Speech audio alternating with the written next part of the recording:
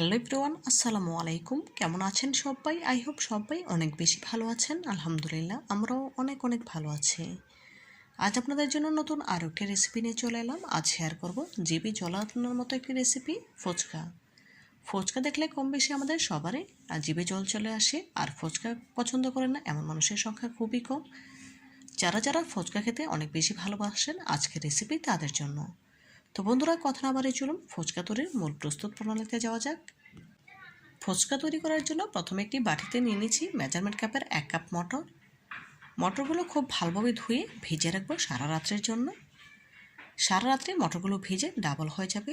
আর আপনাদের হাতের কাছে যদি সময় না থাকে সেক্ষেত্রে কম করে হলেও 4 থেকে 5 ঘন্টা ভিজিয়ে রাখবেন। দেখুন, পরদিন সকালবেলা চলে এলাম, মটরগুলো ফুলে ডাবল হয়ে গিয়েছে, দেখেই বুঝতে পারছেন। মটরগুলো আর একবার ভালোভাবে ধুয়ে প্রেসার কুকারে তুলে নিয়েছি। দিয়ে দিচ্ছি 1 লিটার পানি মটরগুলো সেদ্ধ করে নেওয়ার জন্য। দিচ্ছি হাফ চা চামচ লবণ, দেব হাফ চা চামচ হলুদের গুঁড়ো। এখন একটু নেড়ে নিয়ে ঢাকা দিয়ে মটরগুলো পুরোপুরি সেদ্ধ করে নেব।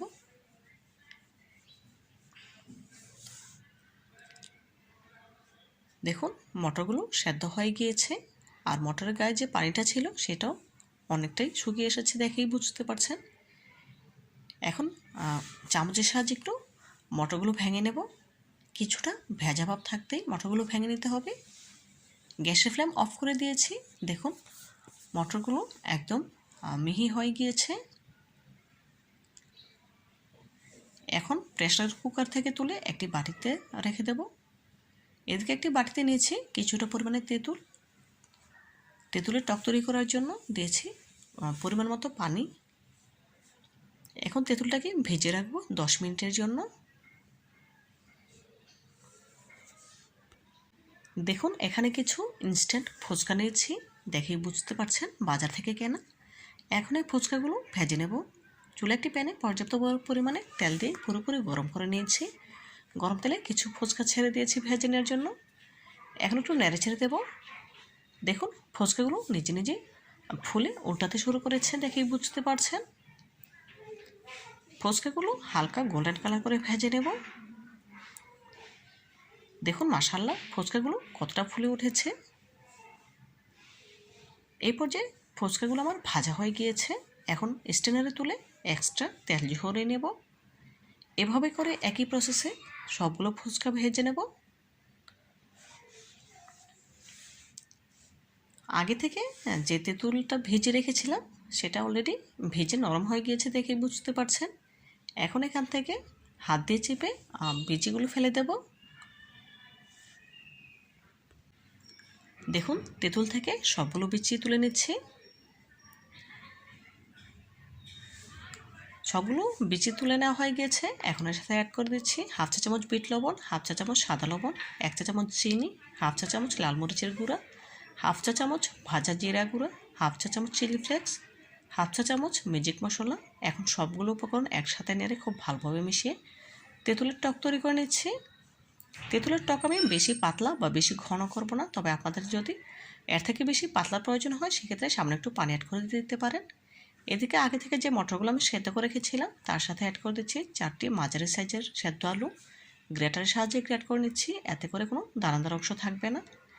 দিয়ে দিলাম হাফ চা চামচ জিরা গুঁড়া, হাফ চা চামচ ম্যাজিক মশলা, 1 চা চামচ চিলি ফ্লেক্স, হাফ চা চামচ বিট লবণ, হাফ চা চামচ সাদা লবণ। দিচ্ছি 1 ফালি লেবুর রস। অবশ্যই লেবুর রসটা দেওয়ার চেষ্টা করবেন, এতে করে খেতে অনেক বেশি ভালো লাগবে। এখন সবগুলো উপকরণ খুব ভালোভাবে নেড়ে মিশিয়ে নিচ্ছি। মিশিয়ে নেওয়া হয়ে গেলে এখন এর সাথে অ্যাড করে দেব একটি মাঝারি সাইজের পেঁয়াজ কুচি।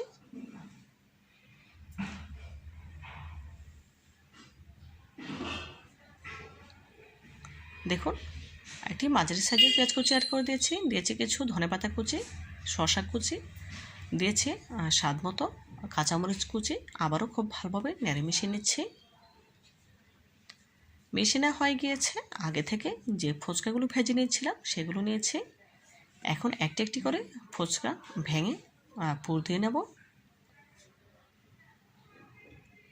দেখুন, ফুচকাগুলো মাঝ বরাবর যে দিকটা পাতলা সেদিক থেকে ভেঙে নিয়েছি। এখন যে ফুচকার ঘুনিটা তৈরি করে রেখেছিলাম সেটা দিয়ে দিলাম। আপনাদের বোঝার সুবিধার্থে আরও একটি ফুচকা তৈরি করে দেখাবো। ফুচকার এক সাইডটা কিছুটা মোটা, অন্য সাইড পাতলা। যে সাইডটা পাতলা সেদিকটা আমি ভেঙে নিচ্ছি। দেখুন আঙুলের সাহায্যে ফুচকা ভেঙে তার মধ্যে গুঁড়ি দিয়ে নিচ্ছি।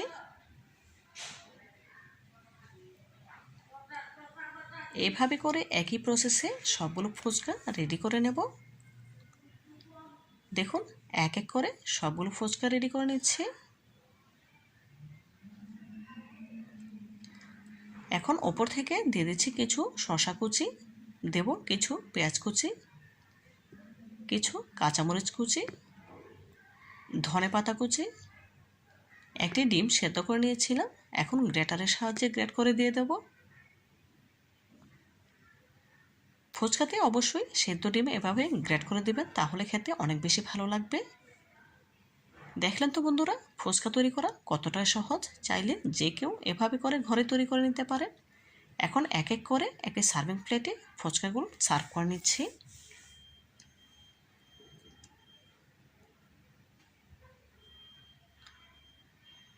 ফুচকার ফাইনাল লুক দেখুন, মাশাআল্লাহ দেখতে কতটা সুন্দর এবং লোভনীয় লাগছে। দেখতে যতটা সুন্দর হয়েছে খেতে তার থেকেও অনেক অনেক বেশি মজাদার। আপনারা একবার হলেও আমার রেসিপিটি ফলো করে এভাবে বাসায় ফুচকা তৈরি করে খেয়ে দেখবেন, ইনশাআল্লাহ অনেক বেশি ভালো লাগবে। তো বন্ধুরা আমার রেসিপিটি ভালো লেগে থাকলে প্লিজ লাইক, কমেন্ট এবং শেয়ার করবেন, আর আমার চ্যানেলটি সাবস্ক্রাইব করে পাশে থাকা বেল আইকনে ক্লিক করে দিতে একদম ভুলবেন না। আজকের মতো বিদায় নিচ্ছি, দেখা হবে নতুন কোনো দিনে নতুন কোনো রেসিপিতে। ভালো থাকবেন সবাই আর আমার জন্য দোয়া করবেন। আল্লাহ হাফেজ।